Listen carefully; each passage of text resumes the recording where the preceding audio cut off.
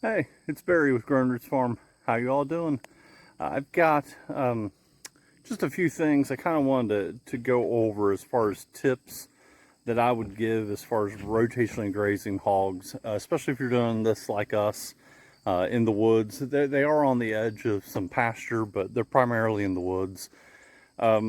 We've learned that this is our second year doing this.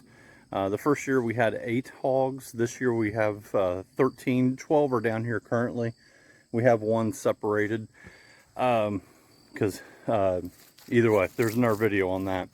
But we've got 12 of them down here right now, and there's some things that were really easy to do last year, and then this year was much more challenging. In particular, feeding them. Last year, the 8 hogs that we had really gave us no issue at all. It was simple. They moved, every single move was easy. We didn't have much issue. This year, this group of pigs are a little less patient. So instead of feeding them by bucket a couple times a day, which really wasn't the smartest choice in the first place, I built an automatic pig feeder. That has helped dramatically. So let me show you here. So I updated this. I showed this last week or a few videos back. Built the automatic pig feeder. Yes, they've spilt a lot of that feed, but we'll let them clean that up before we fill that thing all the way back up again. That's one thing I would recommend if you're trying to raise hogs out in the woods and you're using an electric netting fence or an electric wire fence. I would suggest, if you aren't already, to have some type of automatic pig feeder. It has made a world of a difference with these hogs, with how patient they are with us. They seem to be much more content. So look at them. Check out those 3. They're all laying in the shade, and they've, like pigs will do, they'll let some of the water drain out of they'll hold the nipple down on those 2 barrels there are waters, and they'll get a nice cool spot to lay in. They're kind of funny, but if you're not doing it, going back to the feed, it just made such a big difference when we changed their feed from an automatic, or from hand feeding them every day to an automatic feeder. It just their whole personality calmed down. Especially when we were carrying the buckets down here, or they would hear the tractor, sometimes they would bust through the fence just because they were excited. So we've learned that the hard way. Just have an automatic feeder. The jury's still out on this if it's going to hold up. It made it through its first week really well. It seems to be holding up fine, but I don't know how it'll handle a whole season of hogs. We'll see. We are able to move it. Two person can move it. 2 people can move it, even on this rough terrain here on the hillside. But I would also do, if you haven't already, get yourself some barrels. Use the brass bulkheads and get some water nipples for the hogs. It's a whole lot easier than having water like in large containers that aren't automatic waters. It's a whole lot easier. That was one of the first switches we did last year. I just wish we would have done the feeder last year. But these hogs are looking pretty good. They're healthy and happy. If you haven't watched, here, let me show you. If you haven't watched our videos before, we do a rotation through the woods. We got about 2.5 acres or so of wooded area on the back corner of our property. And we thought, well, it's a pretty steep incline. It's a really rough climb getting up to the top of the hill. It was completely overgrown. This is way thinner than it was last year. Last year, you could barely see about 20 or 30 feet ahead of you. It was so thick. So over last year and this year, they've really thinned this out. There's quite a few oak trees, hickory, walnuts, stuff like that. They're getting a lot of, I've noticed them eating a lot of old acorns. So they're getting a varied diet as opposed to just, the same diet every single day, same exact food every single day. They're getting a varied diet. And we feel like it does. We feel like it really adds to the quality of the meat. They're also getting, because they're getting moved we move them every 10 days on average. We'd never go past 12 days on one spot. And if you've never seen this before, we're on 300 feet of Premier One pig fence netting. We do three fences combined, so that's our perimeter, and that's holding 12 hogs pretty well, and they handle that 10-day rotation very well. Now, the only thing I'll say to that maybe I would change is if you get some heavy rains. If you get some heavy rains, that area, they're going to trample down really fast, and you're going to need to move them quicker. But if you're in a a light rain, or if you're in more of a drought, you're not going to have any issue at all keeping them on 10 days. But we did have to move them earlier. I think it was last week, after some of the heavy rains that we got here over the weekend.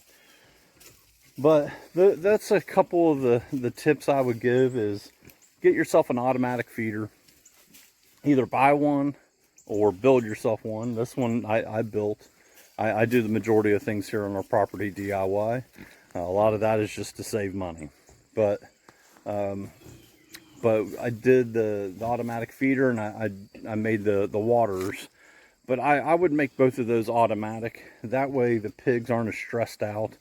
And when you bring feed to them, they're not at as much of a risk of trying to go through a fence like this. Now, if you have a metal fence, really good quality fence, you may not be as concerned about that. But with us having a movable, flexible electric net fencing, that's something we have to be pay extra attention to. The other thing, while I'm talking about the fencing, the pigs, the very first time, well, let me see if I can show, they were rooting around. One of them was just rooting. They root all the time. But your very first day, the very first move is the biggest one to watch, in my opinion. And I've already had to move a lot of this debris off. Not here, but you see the hogs out there. They have got, sorry, I'm kind of getting in some bad lighting here. See all the rooting they've done out here? That's in one morning. One early, not even a full day. And they will push that up on that bottom line or two, and that will really short out your system. You know, I've seen it here to where when we test the fence, it's all the way down to like as low as 2,000 volts. You know, we think we got a good charge. We come out here and test it, and it's down to 2,000. And all I have to do is walk the perimeter, kick all the mud and dirt off of the bottom line, and we're up at around 10,000, which is where we prefer to stay with the hogs. So that really makes a huge difference. Get all the vegetation off the line and keep the dirt off. But I mean, just look at how much they move of this soil. It's crazy. They can really clean out an area in no time. I mean, for you all that didn't see any of the videos from last year, you may not notice, but I'll zoom in up here. Like I said, you could only see about 20 or 30 feet ahead of you. Right now, I can scan up the hill. That's easily 80 to 100 feet, and I can see up into the woods.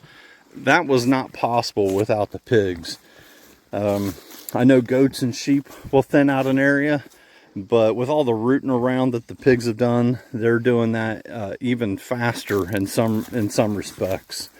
So, hey buddy, they're just hanging out, having a good old time. I've said it before and I'll say it again. This to me is kind of a pig's paradise. I think they love it out here. They certainly act like they do. And we want to raise our animals to where they have the best life they possibly can, with just one bad day at the end. But raise them as happy and as healthy as we can possibly get them, which is why we raise them this way.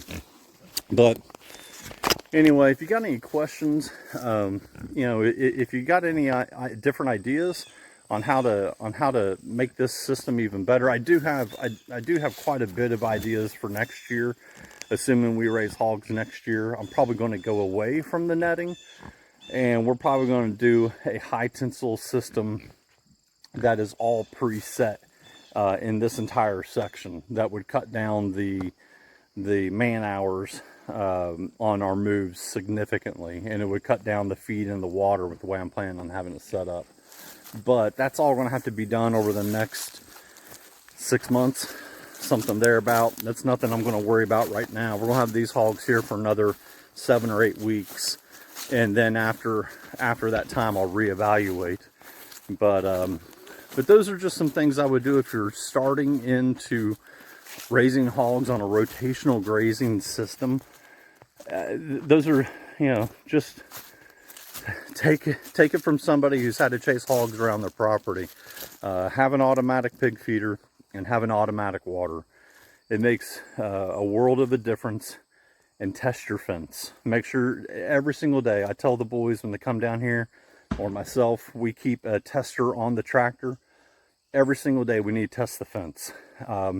It never fails. If it's a day we don't test the fence, we don't know what it's at, that's a day we have issues. So it's important to test that fence, especially on the first day of their move, if you're using this type of fencing, because that very first day, they do so much upheaval of the dirt, and they'll put all that debris on that outside line.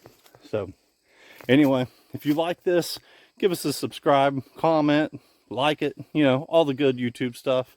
And see you all next time. Have a good one.